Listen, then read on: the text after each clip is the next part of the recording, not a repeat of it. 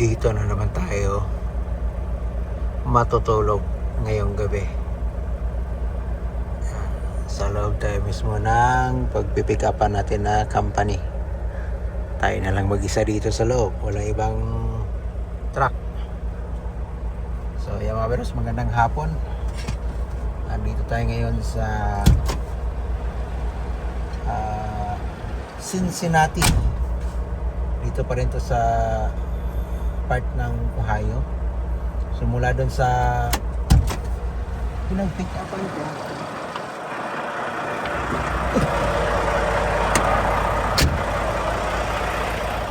para sa pinag-pick upan ko is 170 kilometers papunta dito sa Cincinnati mula doon sa Columbus, Ohio.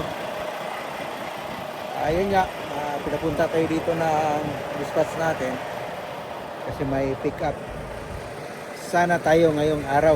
Pero nung dumating ako dito, yan, pumunta ako sa reception, pinakita ko yung appointment, yung papel. Yun nga, hindi pa pala nakaready yung pangarga. Hindi raw alam kung bukas magiging ready na yon kasi wala na yung in charge nung pangarga na yon, bukas pa daw or susunod na araw. So buti nga nakiusap ako dito sa loob ng company. May tao pa doon na nagtatrabaho, yung forklift driver. Nakiusap ko na pwede ba ako matulog to sa loob kasi ako lang mag-isa. At wala iba dito, yun ko lang mamaya dito, may security guard sila. Pero nakiusap naman ako na dito ako matutulog sa loob. Yung mabait naman at pinayagan ako dito matutulog kasi yun nga, yung pangarga di pa alam kung magiging ready bukas or next day.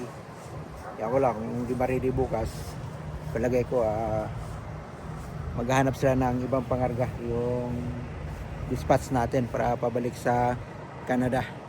So ito yung lugar ng or area na pagpipick upan natin dito sa Cincinnati. I think mga chemical yung pangarga natin kasi doon ako sa loob kanina, pumasok ko doon, may mga chemical yung pinagkakarga nila. May nagpipick up din kanina dito. So yan, nagsialisa na sila. Kanina pa pagdating ko dito, ang tagal nagbukas yung gate. Mga kalating oras yata ako doon, dalawang truck kami doon sa gate, nakabalagbag kami sa kalsada.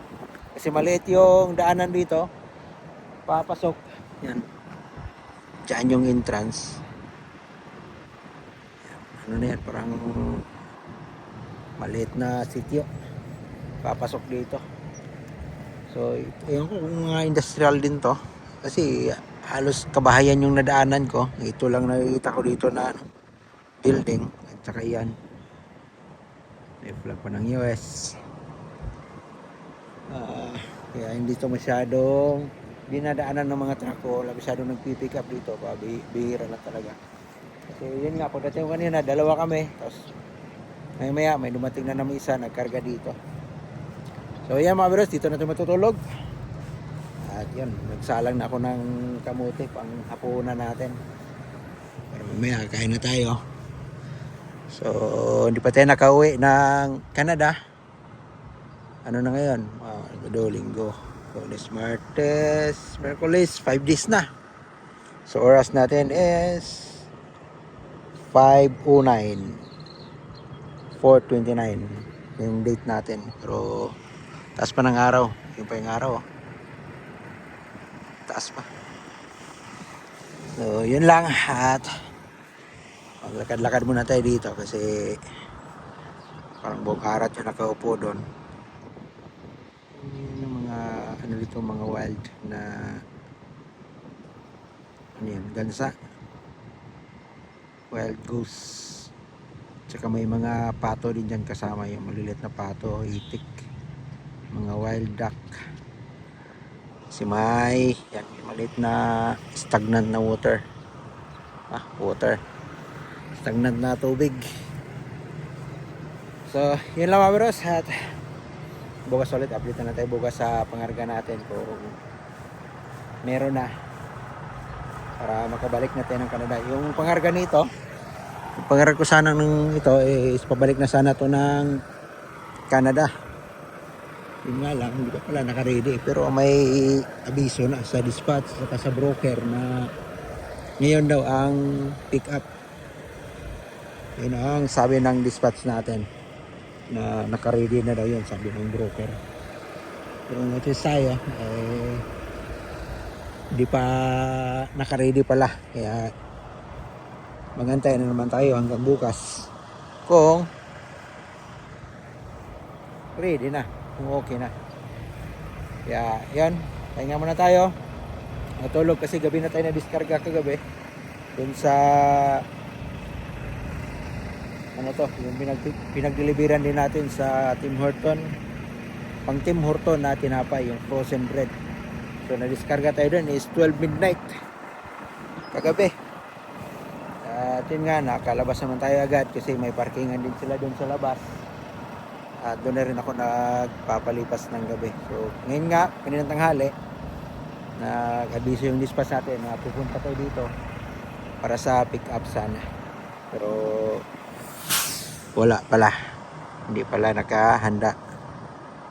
Yan, tingnan lang tayo ng mga itik dito.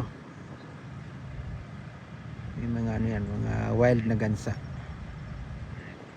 Pero may mga ganyan din sa, ano, sa Canada. So nagmamigrate din sila US sa Canada. Maganda rin yung view dito. Mga bagong bahay.